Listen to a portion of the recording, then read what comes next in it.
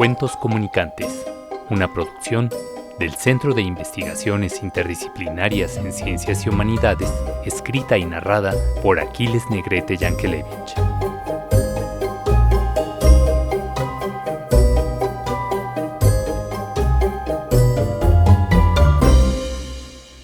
Recuento de una bar mitzvah hawaiana.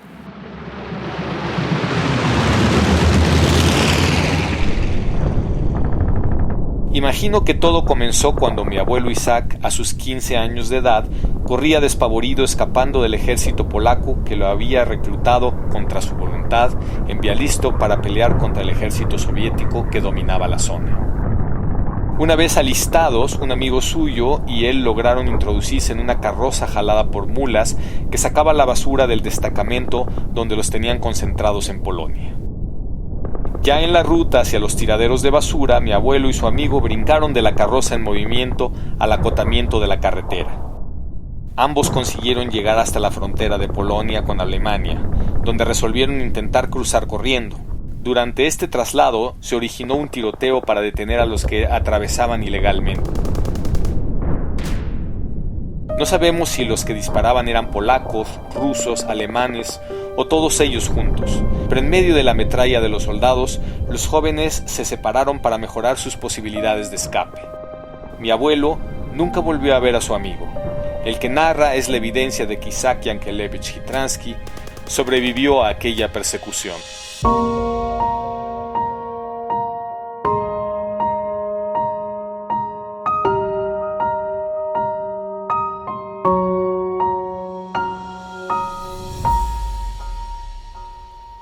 De Alemania, mi abuelo consiguió alcanzar la costa sur de Francia. Tenía ya en aquella época 3 hermanas viviendo en Estados Unidos, de manera que su intención era reunirse con ellas en Nueva York. En el sur de Francia le informaron que partió un buque hacia América. Isaac logró escurrirse a aquel barco como polizón en tercera clase, pero se enteró al llegar a Veracruz que el barco viajaba a México y no a Estados Unidos. En su arribo al puerto, encontró una comitiva de judíos que esperaba a los paisanos sobrevivientes para asistirlos en su llegada, pues los recién llegados no hablaban español, pero la mayoría podía hablar alguna variedad de yiddish.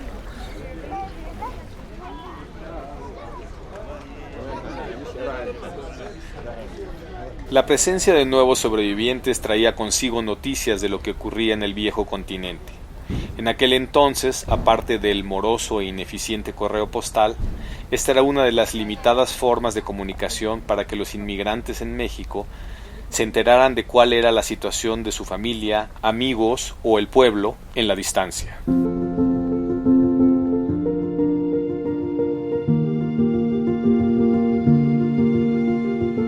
Recién llegado, la comunidad judía le consiguió a mi abuelo un trabajo que consistía en transportar ferretería desde la Ciudad de México hasta la Costa Chica de Guerrero para venderla ahí.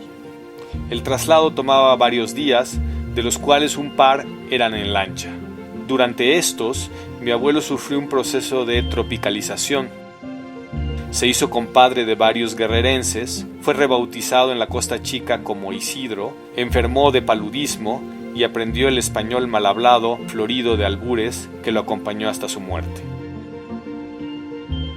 Isaac Isidoro, como él mismo decía llamarse, conoció a mi abuela Frida Nedvedovich Kovalevska a través de los amigos judíos que lo recogieron en Veracruz. Mi abuela llegó a México con su tío y fue este quien la presentó con mi abuelo. Su tío la había adoptado en Kolno, Rusia blanca en aquella época, actualmente Polonia, después de quedar huérfana de ambos padres a los 5 años debido a una epidemia de influenza.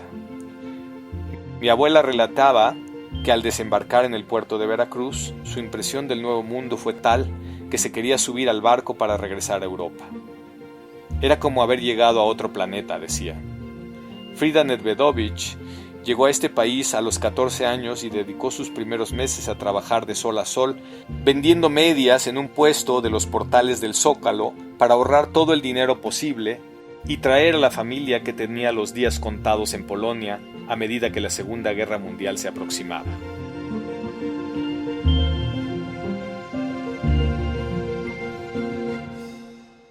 Al fin consiguió traer un hermano, pero éste, al llegar, contrajo matrimonio, por lo que terminó ignorando los compromisos con los familiares en Europa y no pudieron traer a nadie más.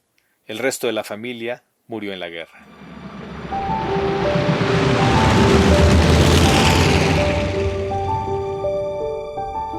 Esta historia tiene dos comienzos.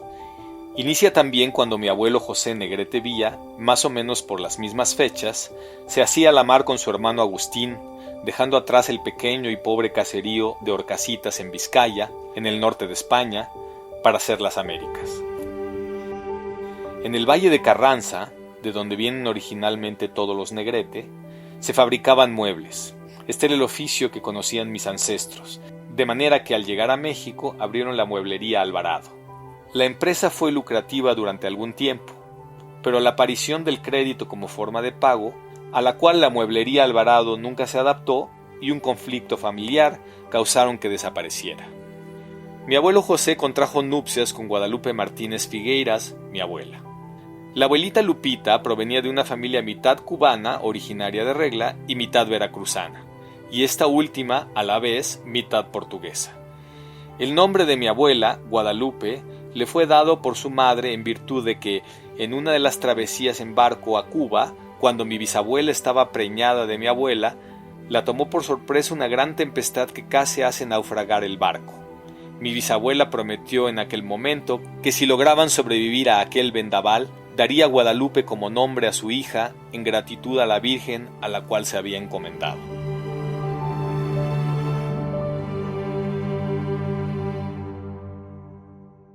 Cuando mi padre ya había nacido, mi abuelo José regresó a España para visitar a sus familiares, pero lo atrapó la Guerra Civil Española y tomó partido con los republicanos. La guerra no le permitió regresar a México por varios años, hasta que logró escapar hacia el sur de Francia en un submarino y de ahí en un barco de refugiados españoles a México. El abuelo José vivió con nosotros durante mi infancia hasta su muerte. Ofrezco toda esta reconstrucción de mi genealogía solo con la intención de ilustrar cómo mi infancia transcurrió en un proceso de traducción entre culturas, debido a un maridaje de extranjeros y mexicanos, en gran medida resultado del periodo entre guerras y la víspera de la Segunda Guerra Mundial.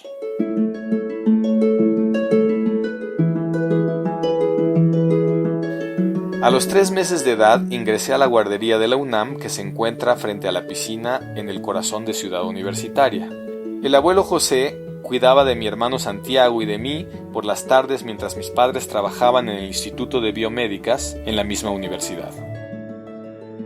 El abuelo era un personaje de boina, de pocas palabras, gruñón, y como un gran número de españoles exiliados, vivía recreando en su mente un país que no existía más, eternamente añorante de la madre patria.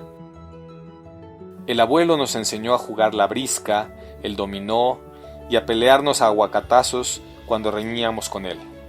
Por esas fechas, yo pensaba que cuando la gente envejecía comenzaba a hablar como español, pues él era mi referente más cercano de una persona anciana.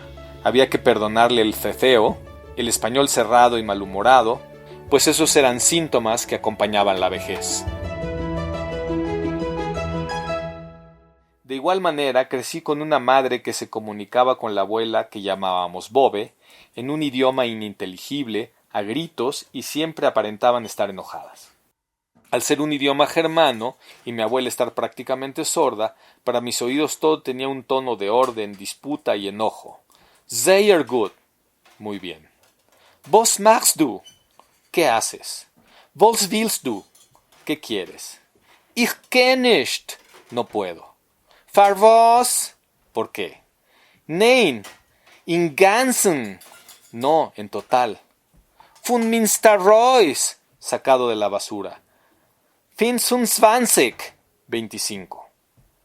Cuando preguntaba a mi mamá por qué estaban enojadas, ella me respondía sorprendida y cariñosa que no lo estaban, que solo conversaban. Yo pensaba que todo niño normal mexicano tenía en casa un abuelo de boina que ceseaba porque había envejecido y una madre que hablaba en yiddish a gritos con sus padres. Esta fue quizá mi primera reelaboración creativa o acto de traducción, un primer intento de construir significado a partir de mi realidad. Mi mundo armónico de normalidad pronto se vio quebrantado cuando comencé a invitar a mis amiguitos a casa y las preguntas nos hicieron esperar. ¿En qué idioma habla tu mamá? ¿De dónde es tu abuelo?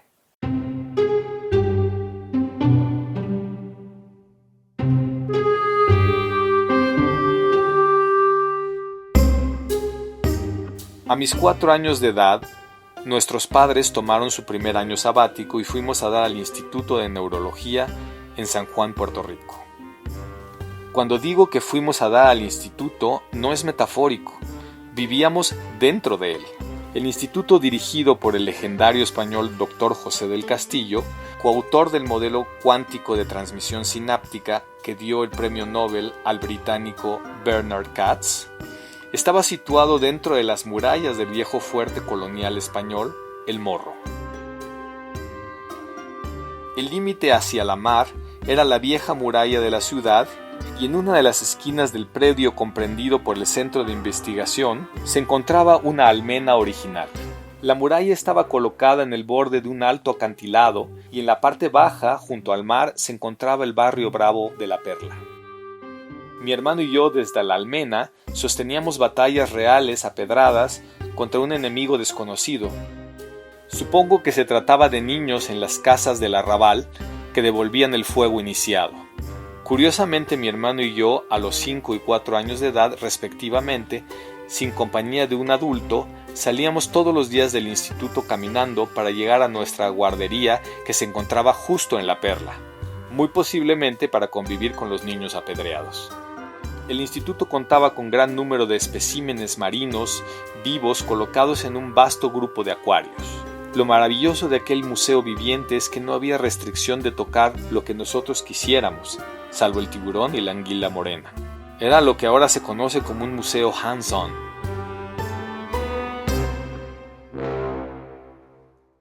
En el instituto, mi hermano y yo conocíamos a decenas de investigadores de todo el mundo que se comunicaban con nosotros a señas o en un español rústico en el que traducían o recreaban para nuestro nivel de comprensión las maravillas de su trabajo.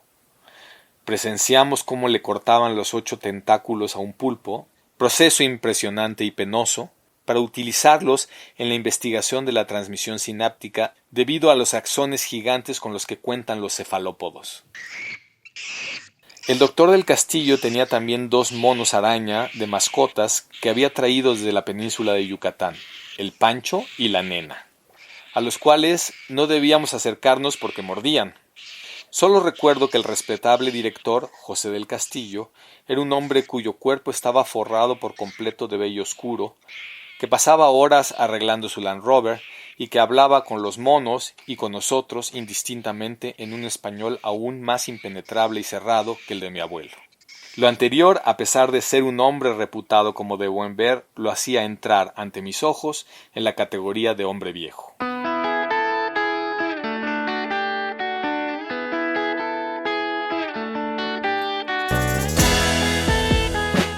Era el año 1970, todavía existía una cola del movimiento hippie y nos tocó convivir con investigadores que vivían en comunas de varios hombres y varias mujeres.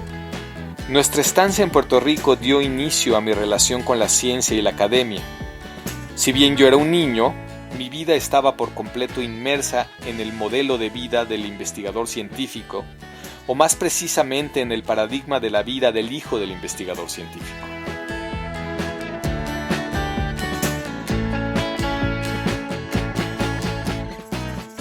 A lo largo de toda nuestra infancia, mi padre tenía el hábito de explicar durante la comida, por supuesto sin algún miramiento a la preferencia de los comensales, asuntos de índole científica o tecnológica, tales como el tiro parabólico, los vectores, la estructura de la célula o el funcionamiento de un carburador. Sus explicaciones se desarrollaban en una servilleta a manera de pizarrón y cada compás de argumentos expositivos se llevaba a cabo con un bocado en deglución, de manera que las pausas en su argumento ocurrían tan solo cuando mi padre no tenía alimento para ser masticado. Aquellas sesiones donde no éramos invitados a la ciencia sino forzados a ella, marcaron en mi vida una aversión declarada a la ciencia y en especial a las formas clásicas de comunicarla. Mi padre asumía erróneamente que porque los temas científicos que exponía eran interesantes para él, lo eran para todo el mundo. Nunca se tomó la molestia de explicar por qué podrían resultar interesantes para los mortales o cómo dicho conocimiento se conectaba con nuestra vida cotidiana. Era la imagen viva del modelo de comunicación transmisivo. Consideraba al público un ente pasivo, como una cubeta vacía que debía ser llenada con la sapiencia del científico omnisciente.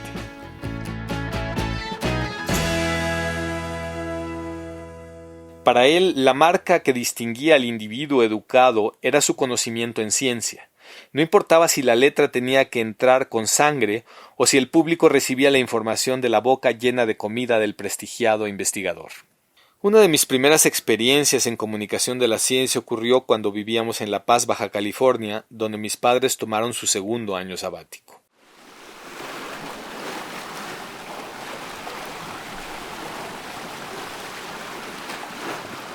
Yo tenía 14 años y cursaba el segundo grado en la Escuela Secundaria Morelos. El CIB, Centro de Investigaciones Biológicas, le encomendó a mi padre montar un stand de ciencia en la gran feria local que se instalaba en el malecón de la ciudad.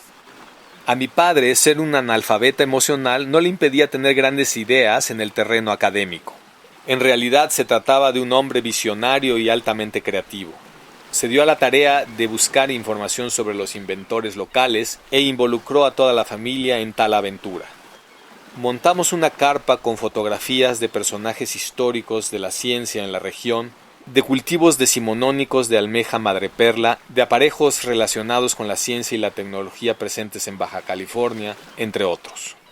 Había dentro del stand una colección de bolsas de chivato, redes marinas implementadas como sacos, que contenían ramas de plantas de chivato, una invención local para fijar larvas de almeja. No obstante, sin asomo a la duda, la máxima atracción del puesto de ciencia era la Apple II, que jugaba gato.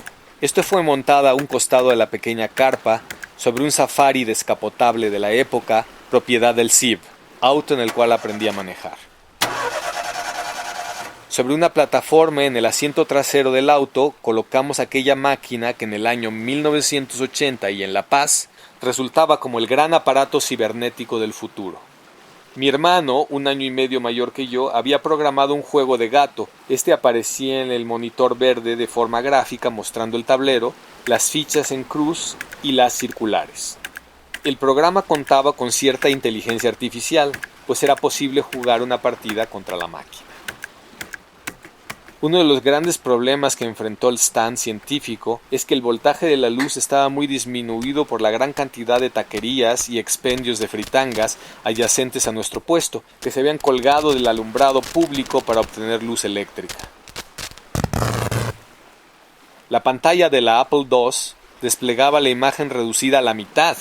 No obstante, los continuos apagones y la pantalla a medio morir, multitudes acudieron a jugar contra la máquina del futuro.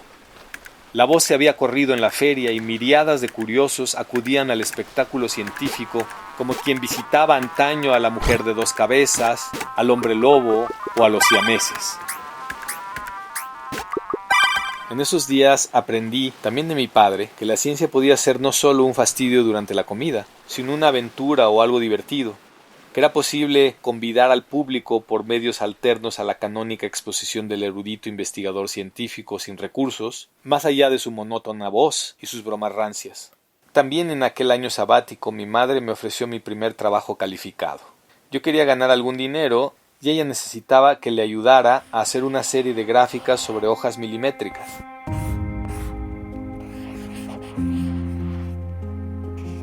Invertí muchas horas en esa labor y en tal hacer descubrí la utilidad de la medición y la comparación. Mi madre trabajaba con asuntos demográficos referente a la percepción visual de ciertas poblaciones cercanas a La Paz.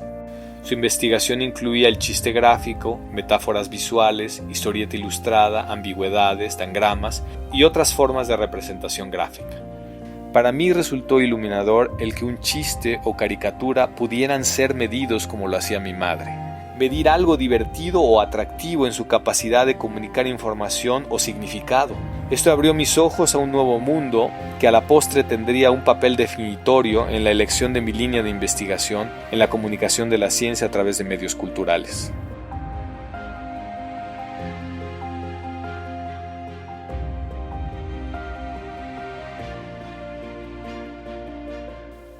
Al concluir mis estudios de nivel medio superior en el CCH Sur, decidí tomar un año de descanso de los estudios, viajar a Israel de Akshara, es decir, entrenamiento durante un año en un kibutz preparatorio para mudarse a vivir a Israel, como toda mi parentela judía lo había hecho, y trabajar como voluntario en el kibutz Gash.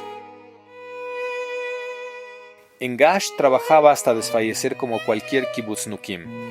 En esta comuna trabajé en la fábrica de lámparas, en la cocina, en los sembradíos, cosechando naranjas y llevando alimento, así como la ropa limpia, a la casa donde vivían los niños, Beit HaYeladim, en una motocicleta de 3 ruedas que los locales llamaban Cacamaica.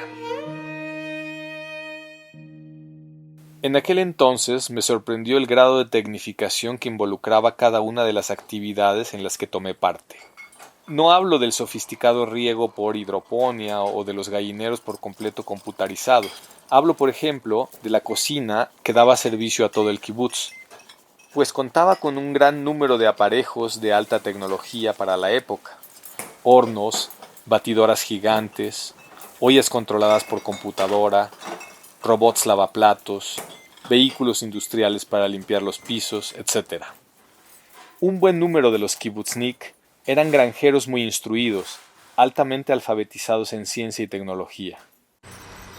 Pese a la gran novedad y gozo que representó mi estadía en el kibutz, recuerdo de manera nítida un día en el que me encontraba en los campos cosechando naranjas y aguacates. Montado sobre un vehículo oruga con un brazo elevador, desde el dosel del árbol en el que trabajaba, advertía en la lontananza un generoso número de árboles frutales arreglados en filas perfectas e interminables. Habíamos comenzado el trabajo de recolección desde el amanecer. Eran las 12 del día y un sol bíblico caía sobre nuestras humanidades. Llevábamos días en esta misma operación de sol a sol.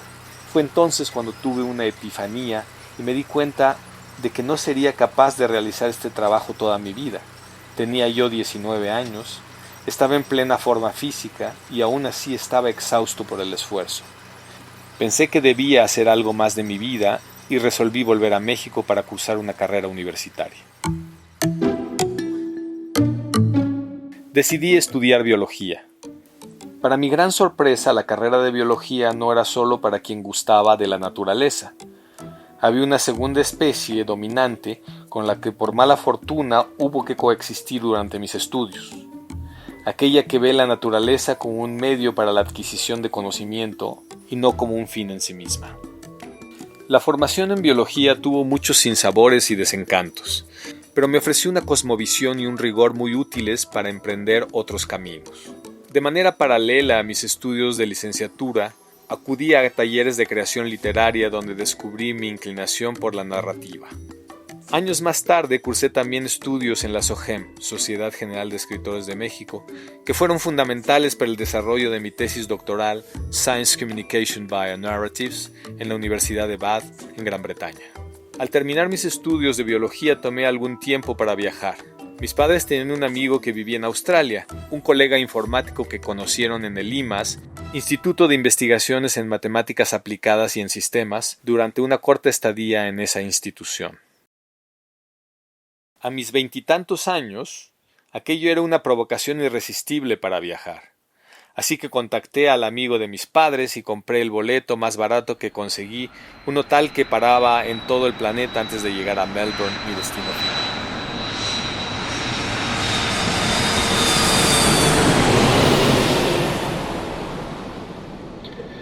Ladies and gentlemen, the captain has turned on the fasten seatbelt sign.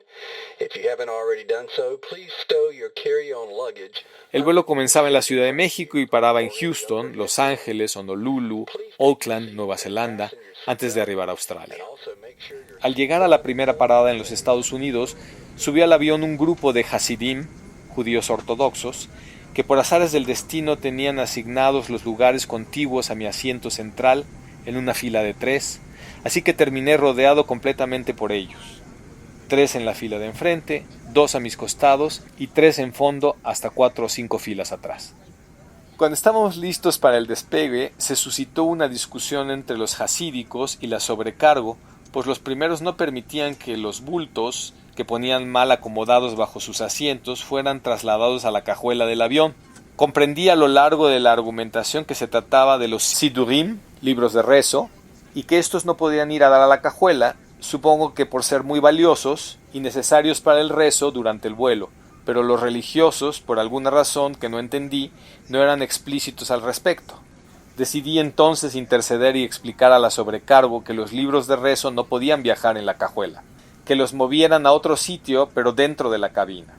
Asunto arreglado, se solucionó el altercado y de esta manera despegamos. La tripulación dio por sentado que yo pertenecía al grupo de religiosos y se me sirvió comida kosher durante todo el viaje.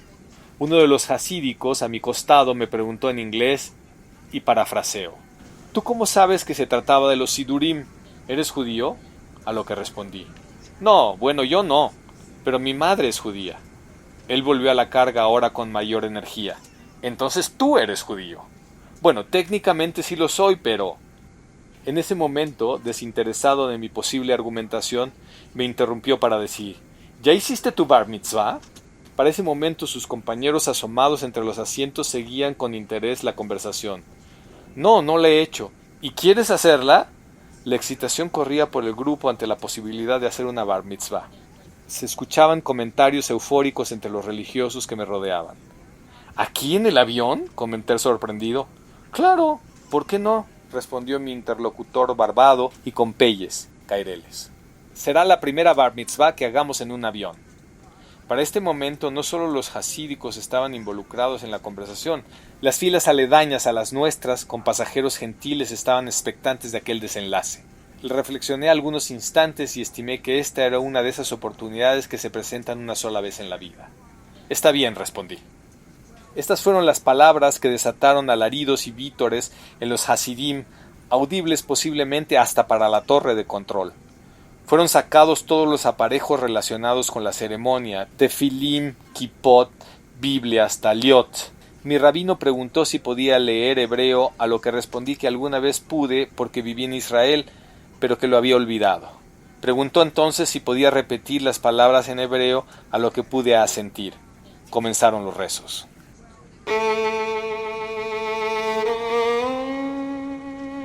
Baruch atah Adonai Eloheinu melech haolam asher bachar banu mikol. Bendito eres tú, Adonai, que nos has dado la Torá. El avión entero estaba metido de lleno en aquella ceremonia. Fuimos sin duda alguna la nota de color del viaje a Melbourne para los centenares de pasajeros que viajaban en aquel vuelo internacional. Aparecían curiosos que se desplazaban desde sus filas de primera clase para presenciar el rito, pues se había corrido la voz hasta el frente del avión. La tripulación de sobrecargos miraba con asombro. Era claro que nunca les había ocurrido algo ni remotamente similar. Todo se desarrolló conforme a lo establecido para una ceremonia de esta naturaleza. Entendidos todos los presentes de la trascendencia del rito, se guardó absoluto silencio y respeto al que ahora era presentado ante Dios como un hombre. Llegado el momento, mi compañero de asiento, el que dirigía el rezo, me informó que hasta ese punto podíamos llegar con la ceremonia y que había que completar la parte restante en tierra. Yo me pregunté si la Torá establecía que había rezos que solo debían practicarse en tierra, rezos terrestres. Pero me pareció que algo escrito hace 2000 años no podía contemplar que el hombre pudiera volar.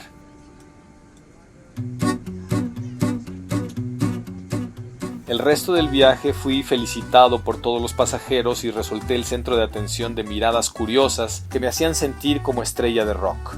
Por fortuna ya estoy circuncidado, de manera que el espectáculo en tierra no podía continuar con un Brit Milá. La Bar Mitzvah se realizó en algún lugar sobre el mar Pacífico entre Los Ángeles y Honolulu. Al fin descendimos en Hawái. Bajamos del avión mientras éste se abastecía de combustible y cargaba pasajeros. En cuanto fuimos conducidos a una sala de espera de buen tamaño, mis correligionarios, sin preguntarme, me subieron en hombros y comenzaron a bailar y a cantar. Mi bar mitzvah no representó el último, pero sí el más simbólico evento de traducción de mi vida, de niño a hombre o bien de ateo a judío. Habiendo pasado por traducciones de una cultura a otra, de un idioma a otro, de un país a otro, De mi formación en ciencias a mi vocación por las letras, era solo una cuestión de tiempo el que descubriera que mi sino estaba en la comunicación de la ciencia, un acto de traducción por antonomasia. Mazal Tov, Lehaim. Hava, Nagila Hava, Nagila Hava, Nagila Benishmeham.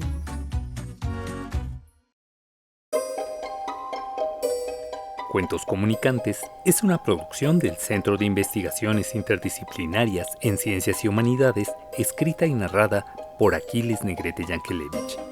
Dirección y diseño sonoro, Víctor Manuel Méndez. Asistentes de producción, Wendy Ariadna Gallardo, Sara García Méndez y Miguel Ángel Nava.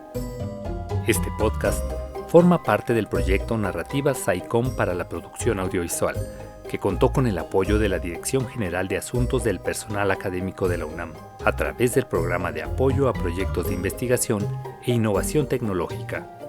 Universidad Nacional Autónoma de México, 2025.